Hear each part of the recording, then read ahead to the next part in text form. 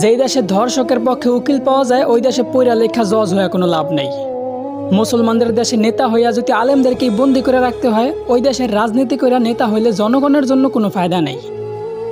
৯৫% মুসলমানের দেশে যদি মুসলমানদের কষ্টগুলাই তুলে ধরা না যায়, ওই দেশে নামি দামি সাংবাদিক হইয়াও কোনো লাভ নেই।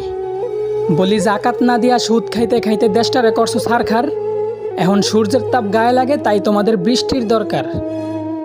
আলেমদেরকে বন্দি করে আবার আলেমদের মাধ্যমে আল্লাহর কাছে বৃষ্টি কামনা করলা। বিষয়টা এমন হলো না যে কোনো এক ফল গাছের গোড়া কাইটা ফালাইয়া সেই গাছ থেকেই আবার ফলের আশা করলা।